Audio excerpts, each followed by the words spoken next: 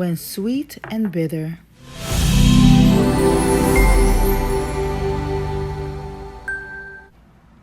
Make the perfect refreshing drink.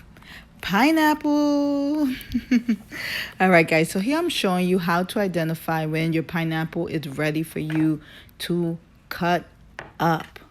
As you can see, I'm cutting from the top. So in order for you to identify if this is ready to cut, you definitely start with the coloring of the pineapple. If it's yellow from the bottom, then you know you're ready. Okay, another way of doing is also pulling off the leaf that I showed earlier. They are making a compost pile, and I am preparing to cut again, but this time from the bottom. Okay, so here should be much more smooth because it's really sweet. Okay, so now I'm gonna put that in the compost pile, show you how that looks and how this side looks. So I'm now cutting from the side. And as you can see, the color, the brightness is also letting you know that this pineapple is sweet. Okay, so the more vibrant it is, the more juicy it is. That is how you know that this is so ready to be introduced to your mouth. All right, guys. So see, because this is going to be juicing, it doesn't have to look fancy. So what I'm going to do now is just try to take as much of the outer layer as much as I can. Now that I have done that, I'm going to bring it closer for you guys can see how it looks. All right. May not look pretty, but I could almost assure you that it tastes better than it looks. Okay. So here I'm going to cut the center. So the center of the pineapple is the richest part of the pineapple, guys. Yes, you know that hard center that many of us try to cut out and throw away? I tell you today, don't do that, okay? This is the most richest, nutritious part of the pineapple that you definitely want to take, okay? So here I'm just cutting up because my juicer hole, the center where I put everything in is pretty small. I'm trying to cut as thin and as small as possible. And I'm going to just show you guys the vibrant color of the pineapple. Don't they look beautiful? Yes. So earlier in this video, I started off with saying with sweet and bitter, right, comes together. So I am using the sweet fruit to help balance out the bitterness fruits that I'm going to be using in my juicing. So I am using a little bit of this lemon, sorry. You see this lemon I'm cutting up, so this is it's a citrus taste to it, right? But it helps to amplify the flavor of your juicing. So I'm also using like dandelion leaves could tend to be a little bit sour, as well as the bitter melon. So when you mix all of these together, it just helps to balance out the sourness of the fruits or the veggies that you're putting together. So this is an Asian pear. Really love. It's sweet, but it's not too sweet, so it's really easy to take in. So I'm cutting up because that's the only way I can actually put this through my juicer. So here is some organic ginger.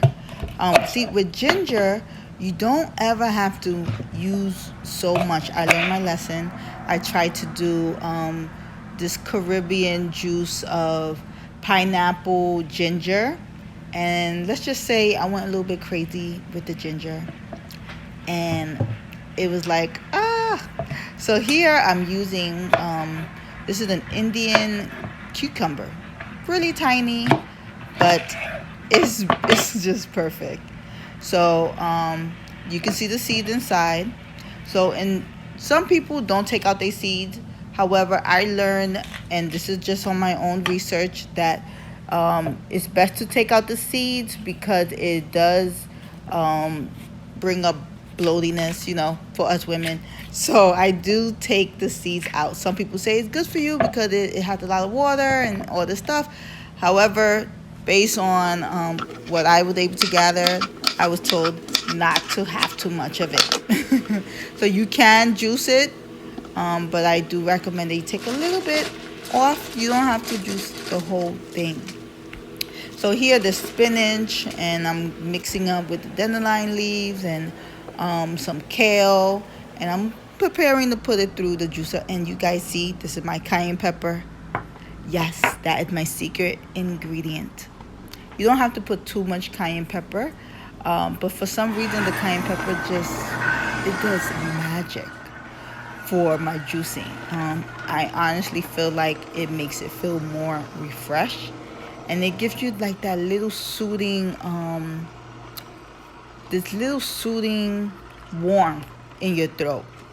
So it kind of balances the cold of your juicing if you put in the refrigerator afterwards. I tend to have my juice room temperature, which I have a friend here that don't really care for room temperature, but I like mine to room temperature. So here I'm just showing you guys how I'm putting everything in. And I'm telling you guys, this juicer is really, really good. However, you can use any juicer. Doesn't only have to be this brand that I been sharing with you guys. I have used juicers that I've gotten from Bed Bath & Beyond, Target, you name it, and they work perfectly fine. And you can see now the colors are getting light green, right? And putting a little bit more of the cayenne pepper. So this is my first batch, and I'm making this one for my friend, and then I'm going to make another one for myself. And you can see how smooth it is going down, guys. And this is so perfect because it makes the exact amount that this bottle needs. So you never have to worry about, oh my God, is it going to overflow? So here, this is actually the leaf of the celery that I'm putting in. And this is my second batch that I'm doing for the next round. So I already shared where I got these bottles from. These are from Amazon, and the rubber thing around the bottle is also from Amazon. It is worth it. It is definitely worth it. So I'll share the link. I'll share the information for if you guys are interested. And I want to show you guys how smooth it comes down again. And I'm going to try it with you guys. Yes. So this is sweet, and some of the fruits that I'm using here and veggies were a little bitter. Okay. But bitterness is so important because our body tends to react more when we have the bitterness. Right? There we go. Thumbs up and okay. Great. So don't forget, guys, if you love this video or you appreciate this video, please thumbs up, hit the bell if you want to get notification when I put a new video out. Don't forget to drink your nutrition and eat it as well. Subscribe, guys.